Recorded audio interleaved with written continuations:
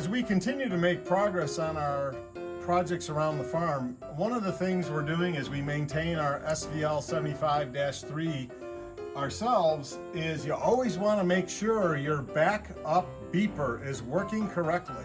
That's a safety device that's in here to keep people aware of where the machine is when you're backing up. The backup beeper is not well documented as to where it is, so let's open it up and let me show you.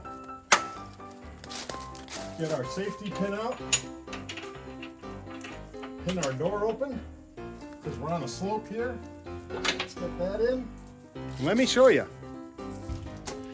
So the safety beeper, for when you're backing up, is right behind this metal plate. So you'd always want to make sure that this area is clean. And if you needed to do maintenance on this, here's the electrical connection that controls the beeper.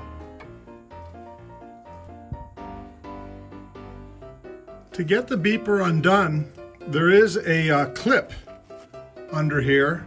So if we're going to conduct our beeper maintenance, we pull this waterproof cover back, we press this clip down securely, and you can then pull out.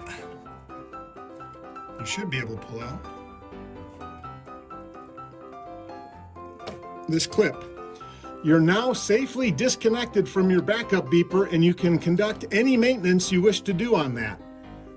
If you got interrupted, and you can't get back to it right away, you might want to turn this cord, back behind there so that no water gets into that connector.